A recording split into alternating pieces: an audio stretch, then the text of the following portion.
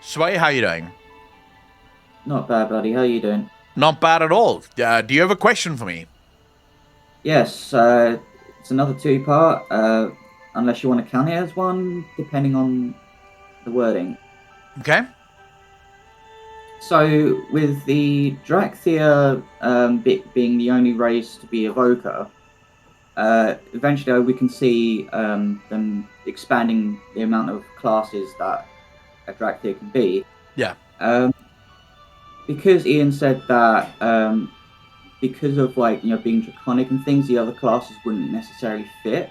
Yeah. How would you feel about a return of racial kind of things, like flavorful things to the classes to make it work with the Drakthyr race? Uh, when you say flavorful things, can you just sort of elaborate there for me? When you say flavorful things, just so I'm just so I have an idea of what you mean. Okay, so for example, if Drakthyr can be rogues, maybe some of their abilities can involve like breathing fire as a finisher, right? So instead of using eviscerate, for example, it could be something like flame breathe, where Oh, it's okay, just okay. you know, Yeah, yeah. So you mean sort of let the classes kind of change to fit or let the races and the racial abilities sort of change with Evoker, or the other way around, right? So the Drakthyr, whenever they're a rogue, some of their things will change to still be Evoker-esque kind of abilities, right? Where it makes sense, I'm assuming. yeah, that's exactly what I mean. So changes to fit the race, sort of thing, Yeah, yeah. where where possible. I mean, so from a pure fantasy perspective, I can absolutely be like, yeah, sure, let's go for it. Let's see how that plays out. From a sort of development perspective, I think it's a massive undertaking because if you're doing that for the Drakthyr, right, and so now the Drakthyr can be warriors, for example. Some of their abilities turn into, so let's say for example, you have a Drakthyr warrior tank, and shield wall for the Drakthyr is flame wall, right? So the Drakthyr literally just summons a wall of flame. Every single one of the abilities will now have to be adapted to this thing, but soon you're gonna start getting some of the other races going, but hey, dude, we think we should get some of these cool things as well. So now you're going to have to start basically developing every single race with every single class in mind. It's something we spoke about before where we said Worgen, for example.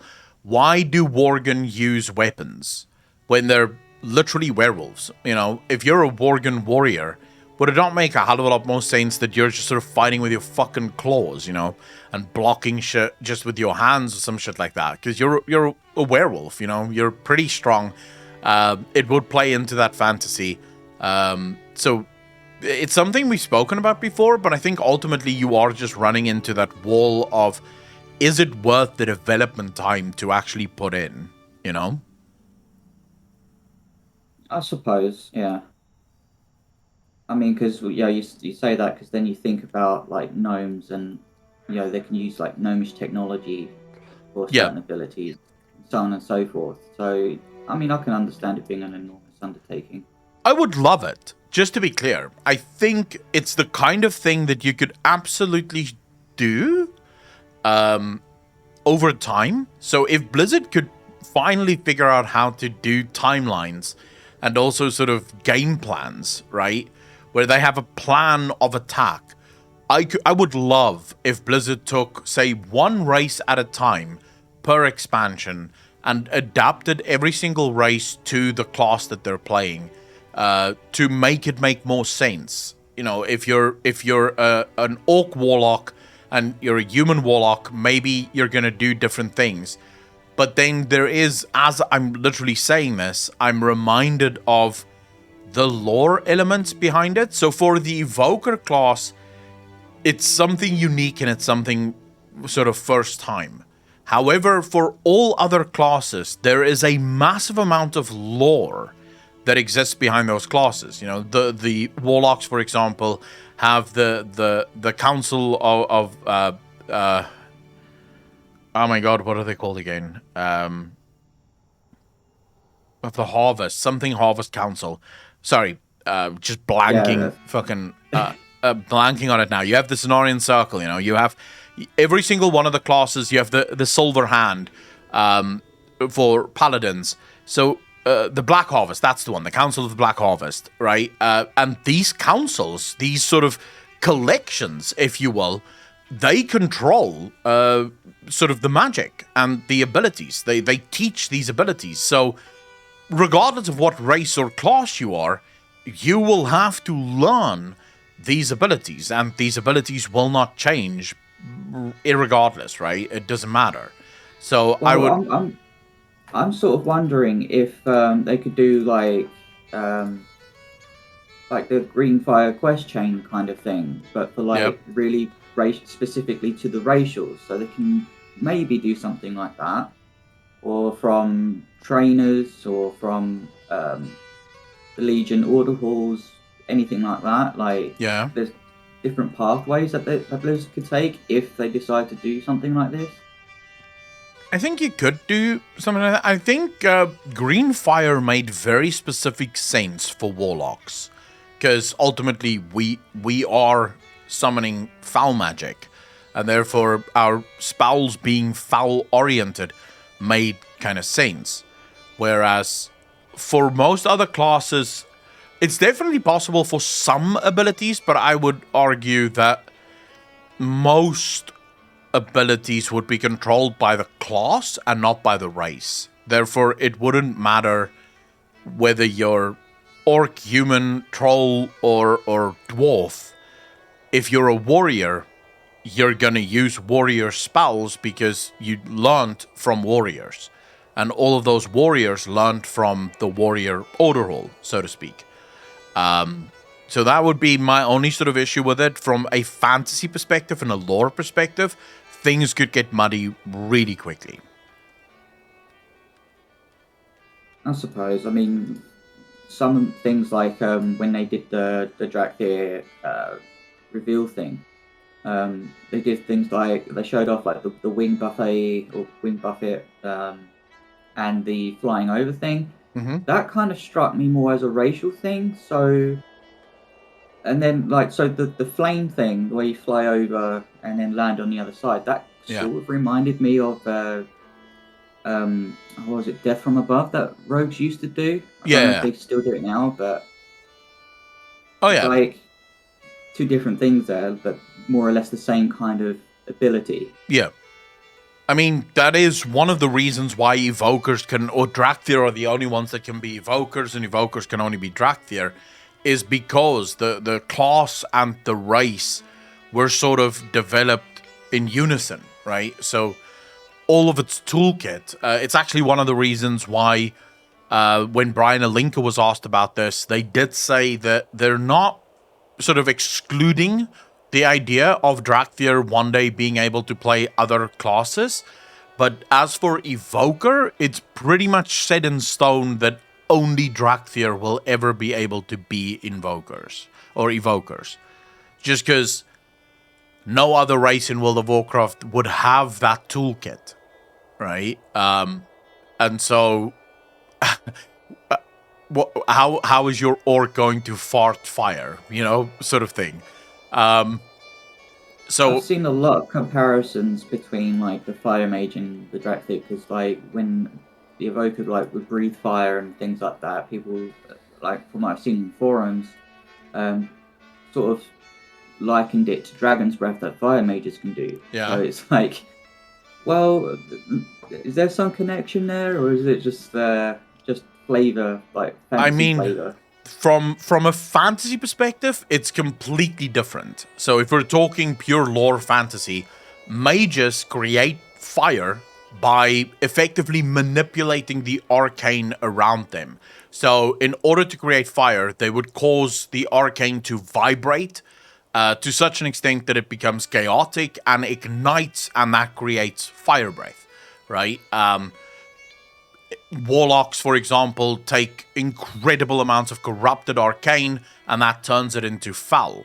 That's if sort of merging a bit of speculation and lore together. But so one is doing it by manipulating. It's sort of like, I'll give you a great example of this. Years and years and years ago, there were people claiming that Kael'thas was proof that druids and mages were basically the same thing, right? Because Kael'thas had a number of abilities that were very similar to what druids could do.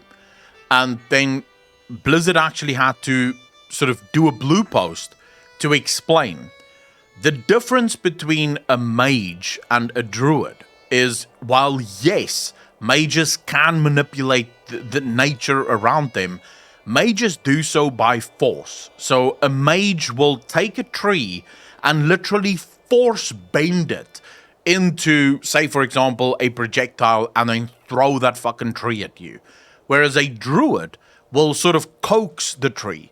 The tree will do it because the druid asked, right? Because the druid and the tree is sort of one thing. So one is working in equilibrium and unison with nature. The other forces nature to do what it wants. And in this sense, it would be the same for the Drakthyr and Evoker. While a mage can certainly summon fire through the manipulation of the arcane, Drakthyr can simply breathe it. You know, it's literally as a part of them as morning wood. You know, it is just there. They don't have to think about it. It just happens. So fantasy-wise, those could never really be the same. Even though maybe graphically they are exactly the same. Fair enough. I believe that's my question answered. All right. I hope it's a good answer. Obviously, it's probably not the answer you were looking for, but yeah, it makes complete sense. To be fair, like, you know, it was from a purely fantasy trope rather than mechanically, you know, how it's done. All right, yeah, I love those questions because that's usually what I care about, is the more fantasy lore elements of stuff, not so much the mechanical stuff. Because mechanically you can do anything. If it comes down to mechanics, there's nothing Blizzard can't do. It's simply a case of just coding it, you know? And if the engine can't really do it, just update the engine and do it. But does it make sense from a sort of lore perspective? It's sort of like the whole Tauren rogue thing that I must admit caught me by surprise. I'm still not very happy about it. I had a discussion with this with one of my TBC Classic guildies where I still got the classic guidebook, and under classes where it said rogue, it's like only one is not adept mentally nor physically, and they believe the trade to be dishonorable, and that's why Taurens can never be rogues. Yeah. And then we have rogues that they can be rogues now. It's like, what happened in that time span? I mean, I guess this is Blizzard basically going, screw the fantasy. This is something players have been asking for a long time, and technically speaking, while I am against it, I'm also for it. You know, I don't like in general when certain races can only be certain things. I don't like race locking classes and stuff like that. Because it would then be similar, you know, if we really wanted to be technically correct, and if we really wanted to adhere to sort of fantasy, we would also then have to make female characters, say, 20% weaker when it comes to strength stuff, right? So if it's a warrior, it automatically has 20% less strength, but then with magic, maybe it's 20% stronger, because women can multitask better and focus better and do better in class, and therefore, you know, they're just so much better adept at using magic. We don't do that for obvious reasons. It would feel shit. Or if I'm playing a fat character, my fat character is like 30% slower than everyone else in the game because I'm fat. You know, can you imagine how many people do you think would be playing Kil'Teren if the Giltirian was just like 40% slower than any other character in the game. Like, no one would fucking play it, right? It's like, oh, I'm playing a fat human and my fat human is out of breath half the time. The other half, it's literally everyone's waiting for me to arrive because I'm still running, you know? So we sort of make changes to what we would consider lore and fantasy so that people can live more of their lore and fantasy. And in this sense, I sort of agree with the idea of just removing all role and class and race restrictions from the game so that whatever race you want to be, that is a decision of fantasy. And then your class is a decision of fantasy. So you get to choose how you want to play it. And, you know, if you really care about those things, don't roll a Tauren Rogue, you know, if you care about those things. So yeah, I like when they leave it up to the player for the most part. So it is sort of a double-edged sword. Yeah, understandable. Oh yeah, and thank you very much for the question, Sway. Really appreciate it. You're welcome. All right. Food for thought. Thank you very much. Take care of yourself, bro. And you, take care, chat. Peace out.